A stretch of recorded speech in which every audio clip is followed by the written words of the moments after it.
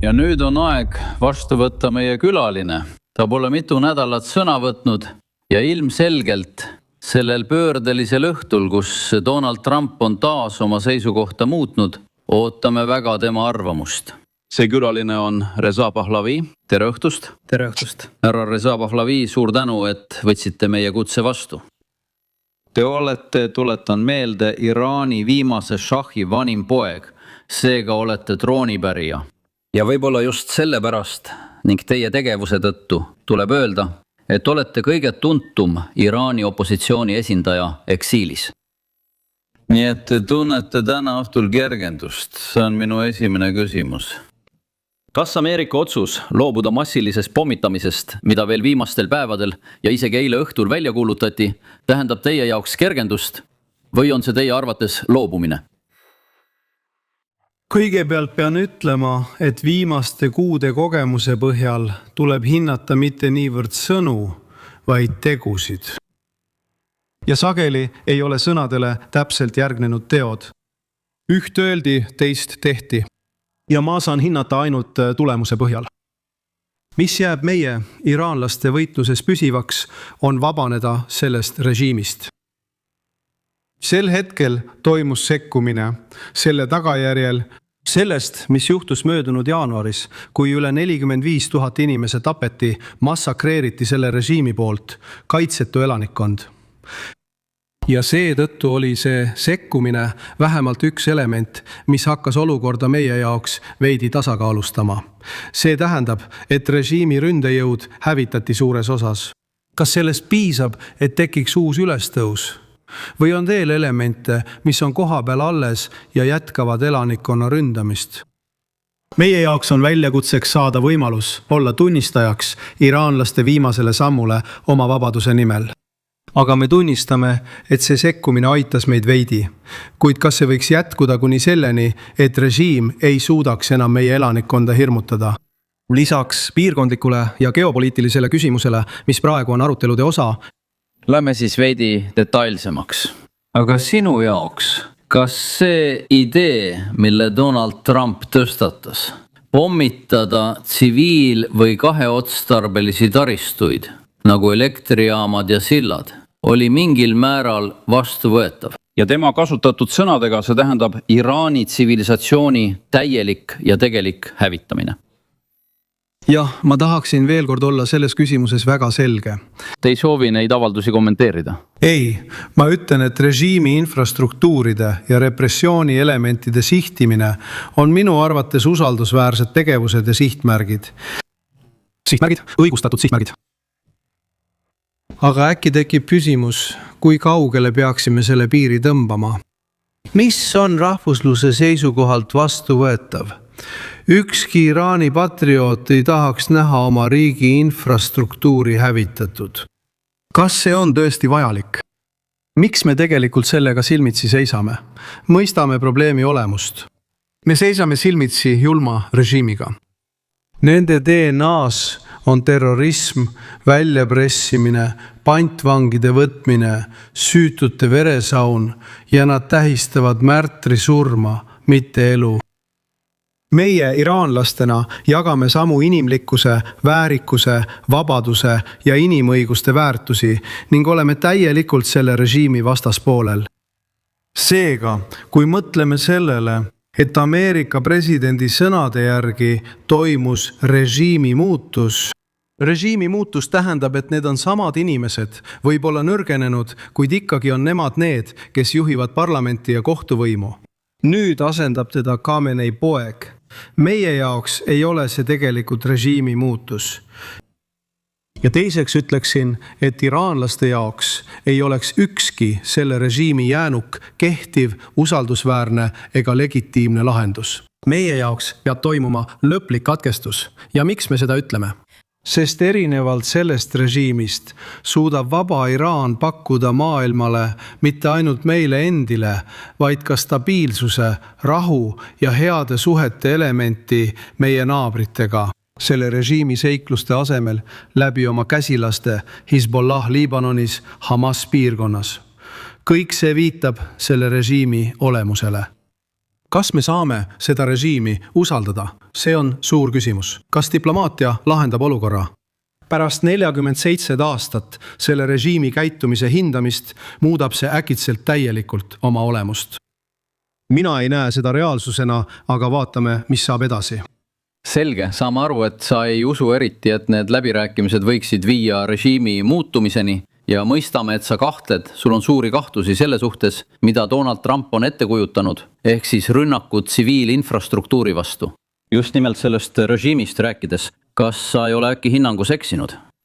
Tahaksin aru saada, miks sa oled nii avalikult toetanud relvajõudude sekkumist, arvestades, et selline tegevus võimaldaks nõrgestades praeguse režiimi tugialuseid selle valitsuse lõplikku kukutamist, mis praegu võimul on. Pärast peaaegu 6 nädalat pommitamist, kas tegelikkus ei sunni sind tunnistama, et hinnangus tehti viga? Ei, esiteks ütleksin, et me pole kunagi oma riigis sõjalist sekkumist taotlenud.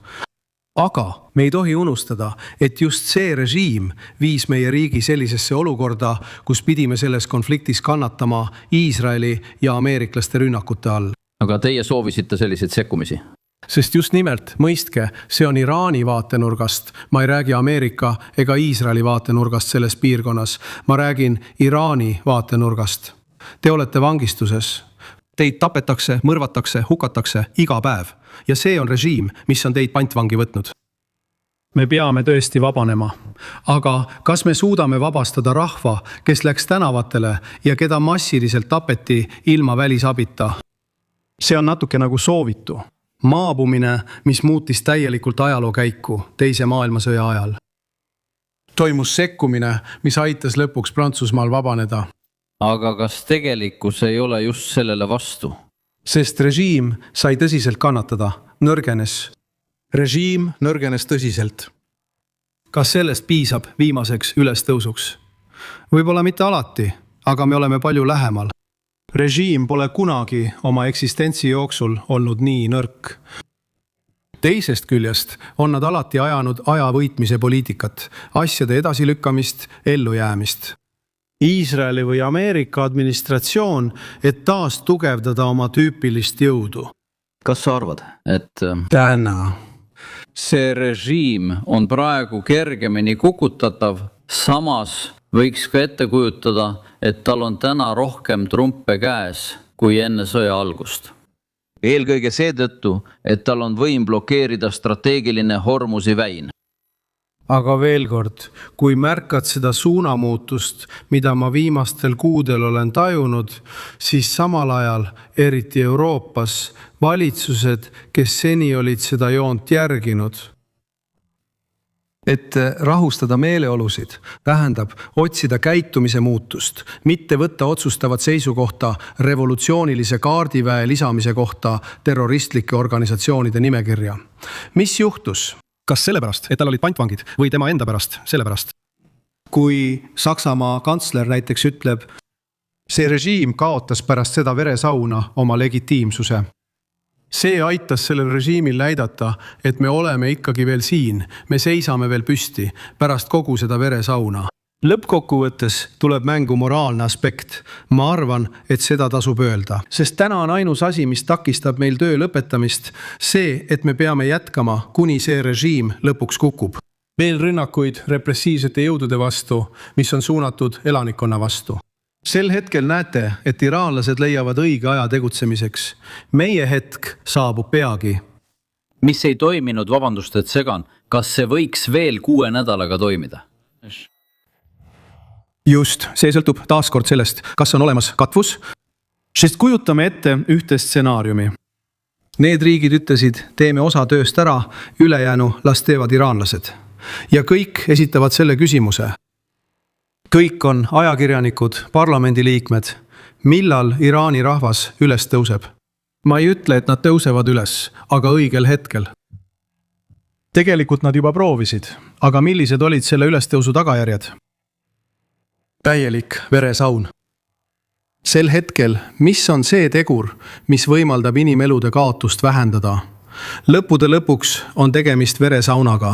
Ei saa nõuda, et rahvas oleks iga päev tänavatel ja laseks end agentide poolt maha lasta. sel hetkel vajame kaitset. Seda on võimalik teha selliste tehnoloogiatega nagu droonid ja eelkõige infole ligipääsuga. Sest alates 8. jaanuarist, 9. jaanuarist ei ole teil olnud mingit ligipääsu teabele. Võrk kukkus kokku, me ei tea, mis Iraanis toimub. Mina seevastu tean, sest me oleme igapäevaselt ühenduses oma aktivistidega koha peal. Poliitvangid, kodanikuühiskond, advokaadid, intellektuaalid, erinevate etniliste rühmade liikmed. Ja riik on valmis pidama viimast lahingut. Aga õigel hetkel. Kas oli? Tere hommikust! Absoluutselt. Kuulake, liiga palju verd on valatud. Ma ei usu, et me kaotasime 50 000 inimest 2 päevaga ainult selleks, et oleks Ameerika tuumalepe. Meie jaoks on küsimus selles, et sellele tuleb lõpp teha. Me loodame, et vaba maailm mõistab, et ainus lahendus meie jaoks, muide ka meie piirkondlike naabrite ja kogu maailma jaoks, on see, et see režiim ei oleks enam võimul. Nii et jätkate sihitud pommitamistega, kui me õigesti aru saame. Sihitud ilma tsiviilinfrastruktuuri tabamata, sest see ei ole vajalik. See on loogika ja just siin tekib probleem selle loogikaga, et rünnata kõiki. Kas riikidel ei ole õigust režiimi rünnata? Sellepärast iraanlased seda sekkumist palusidki. Sihtmärgiks ei ole riik, vaid režiim. Olgu meil väga selge, režiimi ründamine ei ole riigi ründamine. Just siin me mõistamegi erinevust. Viimane küsimus, 5 küsimust teisiti sõnastada, seejärel annan igale teist sõna, et saaksite ise küsimuse esitada. Kas ei oleks praegu, arvestades 5,5 nädala pommitamiste kokkuvõtet, aeg ulatada käsi režiimi vähem radikaalseteks peetavatele või endistele liikmetele? Ma tunnistan, et nad osalesid süsteemis. Aga näiteks Javad Zarif, kes pidas läänega selle tuumaküsimuse üle pikka aega läbirääkimisi, või endine president Rouhani, kes hiljuti kutsus üles sulatama lääneriikidele kätt uute arutelude jaoks. Öeldes, et režiim liigub täieliku hävingu poole, kui jätkab totaalse sõjaga. Kas see sisemine lahendus ei võiks tõesti osutuda teostatavaks? Aga nemad olid samuti veresaunas osalised. See ei ole algus. Esimene üliõpilasliikumine Khatami ajal, keda peeti kõige mõõdukamaks, tuleb rääkida mõõdukatega, elementidega, keda peetakse usaldusväärsemaks. Isegi Nõukogude Liidu ajal öeldi, et Andropov oli palju mõõdukam kui näiteks Tšernenko. Gorbatšov lubas Nõukogude Liidu lõplikku kokkuvarisemist. Ei, aga mida ma tahan öelda on see, et kui arvata, et süsteemis on elemente, mis on vähem halvad kui teised, siis see ei muuda režiimi olemust. See on režiim, mis algusest peale tõi kaasa elemendi, mis oli vastandlik naistele, usulistele vähemustele. Ühesõnaga, see oli peale surutud ideoloogia algus. Lisaks sellele, et seda ideed eksporditi rahva arvelt, kes tehti esmalt pantvangiks. Kas pole nii? See ei ole Iraan, see on režiim. Ja need inimesed esindasid režiimi iraanlaste ees. Õpilased visati ülikooli aknast välja, kui nad küsisid, miks Khatami presidendi lubadusi ei täidetud. See oli algus. Roheline liikumine, naine, elu, vabadus ja hiljutised protestid. Iraanlased tulid tagasi ja neid surusid maha need, kes täna nimetavad end mõõdukateks.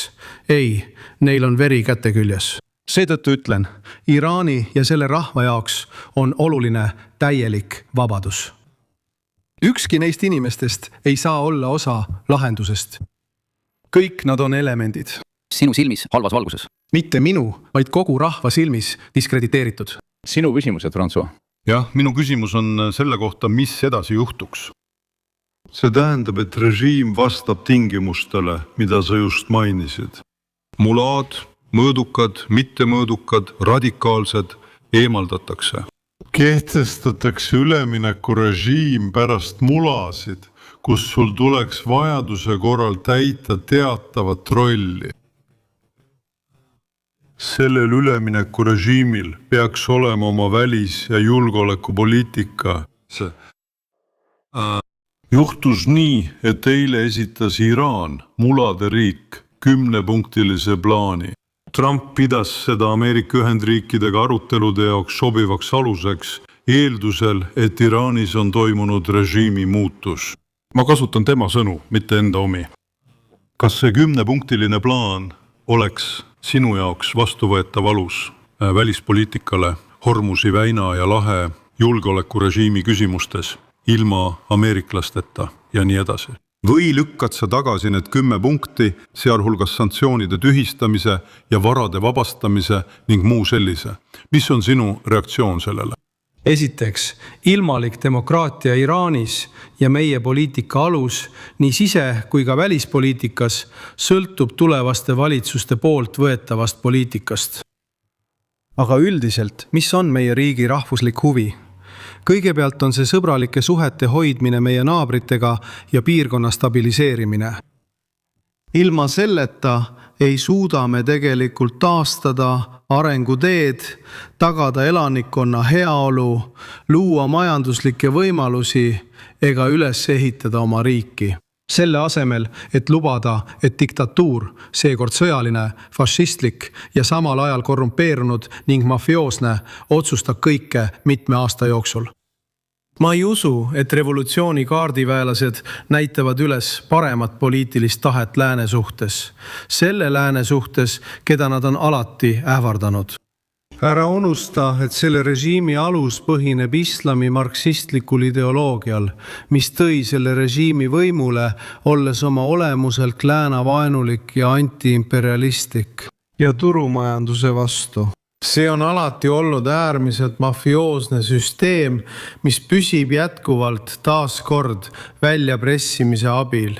Kui sul on tõeline sõnavabadus ja valitsus, mis eelkõige mõtleb rahva heaolule, selle asemel, et sekkuda asendussõdadesse, tahta mõnda riiki kaardilt kustutada või alustada suurt antisunniitlikku vastasseisu, sest see Khomeini esimene asi, mida ta tegi, oli kahtluse alla seada Saudi perekonna õigustatud roll islami pühapaikade üle. Kõik algas nii. Seepärast ütlen ma, Iraani välispoliitika põhineks ennekõike meie riigi tegelikel rahvuslikel huvidel, kuid eesmärgiga teha koostööd ja hoida eelkõige häid suhteid vaba maailmaga. Ja mingit kuldse väina erastamist ei tule. Ma näen, kuidas te võite selle faktiga leppida. Näiteks võtke Hispaania ja Maroko näide. Näiteks Gibraltar on piirkond, kus hakatakse kruiisilaevadelt, mis sealt lahkuvad, tasusid nõudma. See on sama loogika. Mis ajast hakkavad britid ja prantslased La Manche'i väina läbivatelt laevadelt tasusid nõudma? Lõppude lõpuks, kuhu me niimoodi välja jõuame? See naeruväärne argument. Tegelikult on see lihtsalt väljapressimine. Teie kõrgus, õnnitlen teid ja tänan teie väärikuse eest nendes oludes. Küsimus on, kes on teie parimad liitlased rahvusvahelises kogukonnas ja kuidas on teie suhted nendega viimastel päevadel olnud? Eriti just Trumpi valitsusega. Teate, liitlasi võib leida igalt poolt. Võime neid leida Caracases, võime neid leida Kiievis, võime neid leida Jeruusalemmas, võime neid leida Riadis, võime neid leida üle kogu maailma. Miks ma seda ütlen? Sest tegelikult, kui te vaatate selle režiimi rolli destabiliseerimises, vastandumises, terrorismis, mis levib palju kaugemale kui meie piirkond, ulatudes isegi lääne poolkera, siis räägime me juba samas keeles. Mis mõjutab? See mõjutab täna. Ukrainal ja meil, iraanlastel ja ukrainlastel on samad vaenlased. Seetõttu on meil ka samad ühised huvid. Aga Trumpi administratsioon? Teate, ma olen üle elanud 7 Ameerika presidenti. Esimene president, keda ma kohtasin, olin ma 12 või 13 aastane, oli president Nixon. Nii et Nixoni ja president Trumpi vahel olen ma juba paljusid näinud. Nad tulevad, nad lähevad, aga on midagi, mis jääb püsima. Me rääkisime Iraani tsivilisatsioonist, mis on üle aastatuhandete vastu pidanud. See ei ole mingi valitsus, mis otsustab meie tuleviku. Saa sellest hästi aru. Seega ma ei ole seotud vahetute asjaoludega. Trump ei ole parim. Ei, aga Trump teeb selliseid avaldusi, sest ta peab rahuldama. Lõppude lõpuks tema enda ustav valijaskond. Eeldame, et on nafta hind, on peatsed valimised, selles pole midagi uut. Aga milles küsimus on? minu jaoks on küsimus Euroopas, sest Ameerika võib öelda, lähme piirkonnast minema, meil on oma nafta, me ei vaja enam. Aga teil jäävad samad probleemid alles. Seega on see tegelikult sama režiimi jätk. Nõrgenenud, kuid seekord on see haavatud loom, kes hakkab kätte maksma. See ongi praegu piirkonnas suurim hirm.